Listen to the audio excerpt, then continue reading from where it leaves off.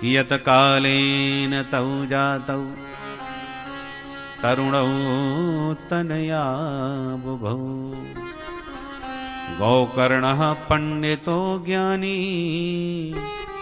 धुंधुकारी महाखलः। गोकर्ण जी महान पंडित विद्वान बने और धुंधकारी उतना ही बड़ा आतंकवादी बना। चोरी करने लगा, फिर डकैतियां डालने लगा, लूटपाट करने लगा, लोगों को सताने लगा। पंडित जी दुखी हो गए, मरने को निकल पड़े। ऐसी जिंदगी से मर जाना अच्छा, इस नालायक ने मुंह दिखाने लायक नहीं छोड़ा, मेरी सारी संपत्ति बर्बाद कर डाली, सारा नाम मेरा बदनाम कर दिया। मरने को चले पंडित जी। तब गोकर्ण जी ने हाथ पकड़ के रोका और कहा, पिताश्री मुझे ये बताओ, इस दुनिया में आपको सुखी नजर कौन आता है? कोई तन दुखी, कोई मन दुखी, कोई धन बिन रहत उदास, थोड़े थोड़े सब दुखी, सुखी राम के दास। राम के दास कभी न होवें उदास, बाकी सब हताश। इसलिए पिताजी संसार में सभी दुखी हैं, कोई आप अलग से थोड़ी हो। ये संसार है ही दुखालयम। सुखमस्ति विरक्तस्य मुनिरेकांत जीवनः। पिताजी यदि कोई प्राणी संसार में सुखी है तो कौन? एकांत में मस्त होकर जो भगवान के भजन में अपने मन को लगा चुका है वही संत सुखी है। जो संसार में जिसका मन लगा है वे सब दुखी ही हैं। अरे वाह बेटा गोकर्ण, यही बात एक बाबा जी ने मेरे को समझाई थी, पर मेरी मति मारी गई। उस समय मेरे को समझ में नहीं आई, पर अब समझ गया। बेटा बेटियों में कुछ नहीं धरा, सच बात है। पर बेटा भजन में मन तो लगता ही नहीं, मैं क्या करूं, कैसे भजन करूं। गोकर्ण जी महान विद्वान थे, उन्होंने उपदेश दिया 2 श्लोकों में। देहे स्थिमां सरुधरे भीमतिं त्यजत्वं, जाया सुतादिषु सदा ममतां विमुञ्च। पश्यानि संजगदिदं क्षणभङ्गनिष्ठम्, वैराग्यरागरसिको भवभक्तिनिष्ठः।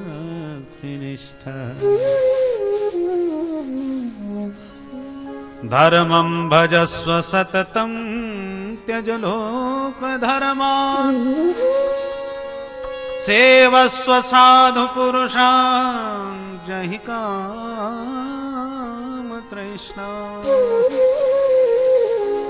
अन्यस्य दोषगुणचिन्तनमासु मुक्त्वा, सेवा कथा रसमहो नितरां पिबत्वम्। इन 2 श्लोकों में हम सब समस्त जीवों को गोकर्ण जी ने आत्मदेव के माध्यम से दिशा निर्देश किया है।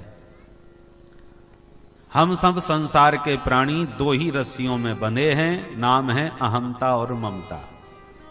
देह में अहम भाव, देह को आत्मा मान लेना, ये पहली रस्सी है। और दूसरी रस्सी है देह के नातों को, संबंधों को अपना मान लेना, ये मेरे है। मैं और मोर तोरते माया, माया की यही 2 रस्सियां हैं। अरे ऐसे शरीर हमने लाखों की संख्या में धारण करके त्याग दिए। जैसे आज आप 50 साल के हो गए तो 50 वर्ष की उम्र तक आपने बचपन से पैदा होने से लेकर 50 वर्ष की उम्र तक कितने कपड़े पहने होंगे? कपड़े पहन के उतार दिए। और उस सार कोई व्यक्ति ऐसा हो जिसके संग्रहालय में उसके जीवन के जितने कपड़े उसने पहने हो वो सब इकट्ठा करता जाए त्यागने के बाद, कि ये कपड़ा पहन लिया, अब दूसरा पहना तो उसको त्याग करके पोटली में बांध दिया। यदि ऐसे रखा जाए तो कम से कम कमरा भर जाए। इतने कपड़े हम पहन के छोड़ चुके हैं। वो तो अच्छा है कि और दूसरे कार्यों में लगा करके पोंछा करके साफ करके फाड़ फूड़ के फेंक देते हैं। ये तो संग्रह करते जाएं तो कमरा भर जाए महाराज। तो जैसे हम कपड़े त्याग देते हैं ऐसे ही हमारी आत्मा ने ये शरीर धारण करके त्याग दिया। नया शरीर मिला, खाए पिए मौज मस्ती किए, संसार का आनंद लिए। शरीर जब बुढ़ा हो जाता है, जर्जरित काया हो जाती है, तो वही आत्मा उस बुढ़े शरीर को त्याग करके चली जाती है, फिर दूसरा शरीर धारण कर लेती है।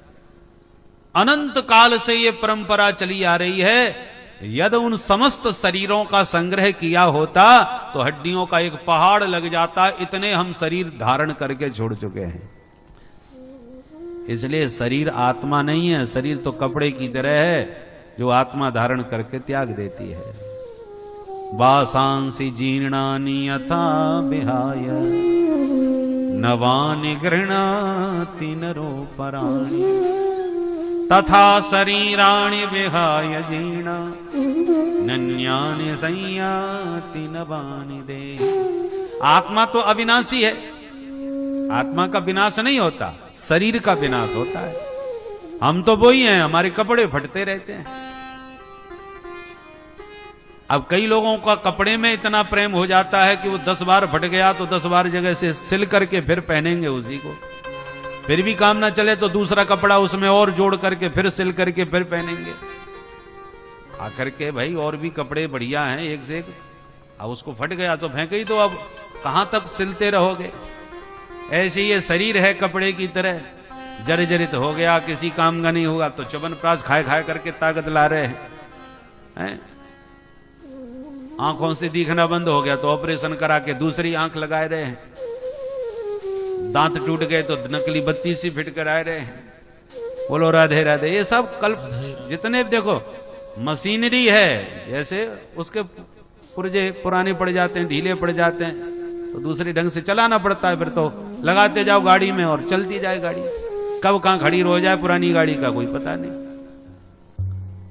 क्योंकि मशीन में भी दम नहीं रह गई और कल पुर्जे भी सब ढीले पड़ गए। ऐसे ही ये शरीर की गाड़ी है, जब तक चल रही है चलाओ, जब बिल्कुल खंडर हो जाएगी तो अंत में छोड़नी ही पड़ेगी।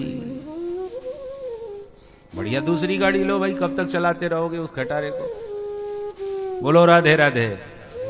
पर कुछ लोगों को गाड़ी से ही प्रीति हो जाती है तो भले ही खंडहर हो जाए, पर साहब हमारे बाप दादा के जमाने की गाड़ी है, अरे खंडहर ही खड़ी रहे पर रखी रहे। ठीक है, अपनी अपनी विचारधारा है, पर सच्चाई ये है कि वो कूड़ा कर